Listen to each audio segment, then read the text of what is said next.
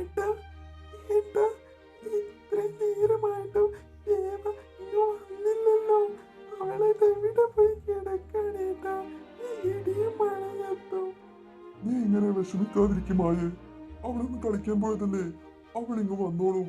ഈ മഴയത്ത് അവൾ എവിടെയെങ്കിലും കയറി നിൽക്കുന്നുണ്ടാകും, അതാണ് ഇങ്ങനെ ലേറ്റ് ആകുന്നത്.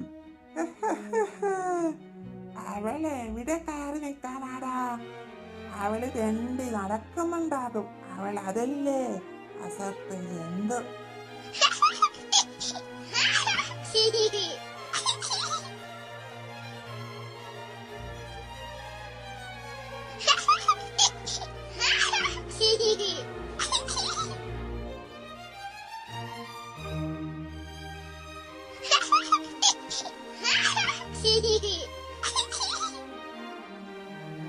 മായേ, നീ അവിടെ ഇങ്ങനെ വിഷമിച്ചിരിക്കാതെ ഒന്നിങ്ങ് വന്ന് കാശിക്കുട്ടന്റെ ചിരിയും കളിയും ഒക്കെ ഒന്ന് കണ്ടു നോക്കുമായേ. നിന്റെ വിഷമമൊക്കെ മാറും. അവളിപ്പോ ഇങ്ങ് വരുമെന്നേ. അവള് സ്കൂളിൽ പോണ കുട്ടിയല്ലേ, അവൾക്ക് അതൊക്കെ അറിയാം.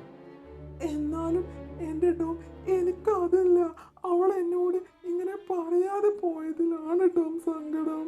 അവൾ എന്നോട് ഇന്നേ വരെ പറയാതെ എങ്ങോട്ട് പോയിട്ടില്ല, അതും ഇത്രയും നേരം. എനിക്ക് അതാണ് വിഷമം. ഇങ്ങനെ വിഷമിച്ചോണ്ടിരുന്നോ, അതും ആലോചിച്ച്. നിനക്കിവിടെ വേറെ പണിയൊന്നുമില്ലല്ലോ. ആ അസത്ത് ഇങ്ങ് വരട്ടെ.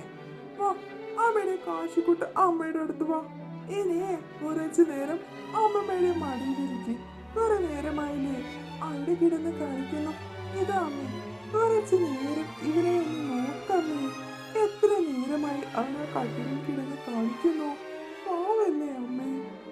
അതിനെന്താടി, അച്ഛമ്മയുടെ കാശിക്കുട്ടനെ അച്ഛമ്മ നോക്കൂലാന്ന് ആരോടെങ്കിലും പറഞ്ഞോ?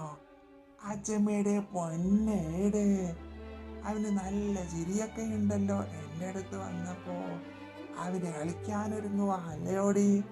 എനിക്കതൊന്നുമല്ല അമ്മേ. എനിക്കെന്റെ ദേവയെ കാണാനിട്ട് ഒരു സമാധാനവുമില്ല. ടോമേ, ഒന്ന് പോയി നോക്കട്ടോ, പുറത്തൊന്ന് ഇറങ്ങി നോക്കേ. പണി കഴിഞ്ഞ് അവൻ ഇപ്പൊ ഇങ്ങ് വന്നതല്ലേ ഉള്ളൂ, ഇനിയും അവനെ തന്നെ പറത്തിക്കണോ?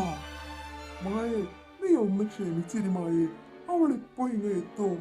മഴ ഒന്ന് ക്ഷമിച്ചാൽ അവൾ ഓടി വരും. നീ ഒന്ന് അടങ്ങ്. ഞാനിനി അതിനെ പറ്റി ഒന്നും പറയുന്നില്ല. ടോമും അമ്മയും എന്താന്ന് വെച്ചാ ചെയ്യ്. എന്റെ ദൈവം, ഇവളിതിങ്ങനെ കരയാൻ മാത്രം ഇവിടെ എന്തുവാ ഉണ്ടായേ? ഈ മഴയത്ത് ആ കൊച്ചു വല്ലെവിടെയും കയറി നിൽക്കുന്നുണ്ടാകും, അല്ലാതെ ഇപ്പൊ എന്താ? അങ്ങനെ തന്നെയായിരിക്കും. എന്നാലും എനിക്കൊരു സമാധാനമില്ല അമ്മേ.